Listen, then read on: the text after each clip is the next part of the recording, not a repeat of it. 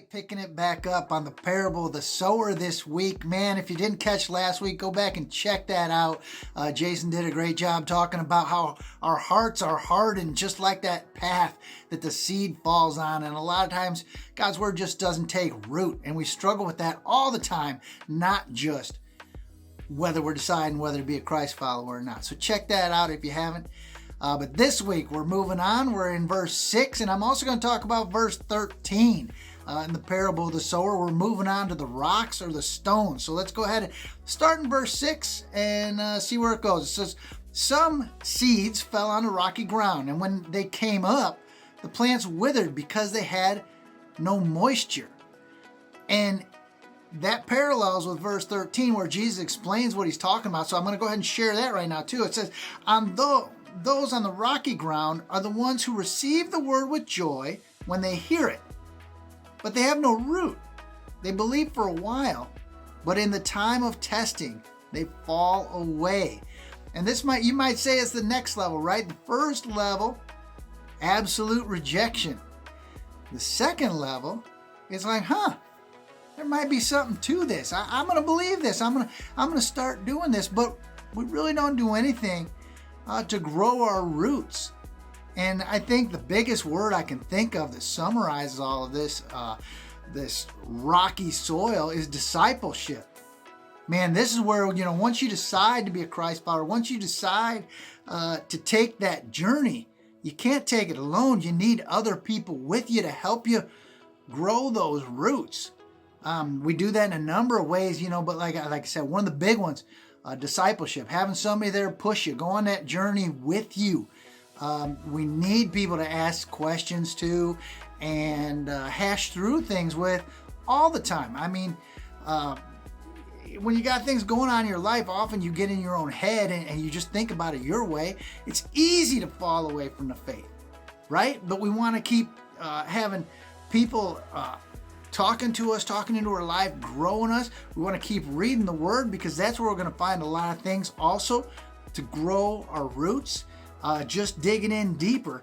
And the thing that really stuck out of me here, it says, in a time of testing, they fall away. Man, isn't that where it's tough? That's where it gets real, right? When our faith is tested. And that might be something little, like you're having a bad day and you're tempted maybe to go back and take that drink or go do that bad habit just to kind of escape for a while. Or we could do the right thing that we know God's calling us to do and just give it to Him and chill out and relax about it. And, maybe, like I said, talk through it with somebody or do those kind of things, which will keep us on that journey.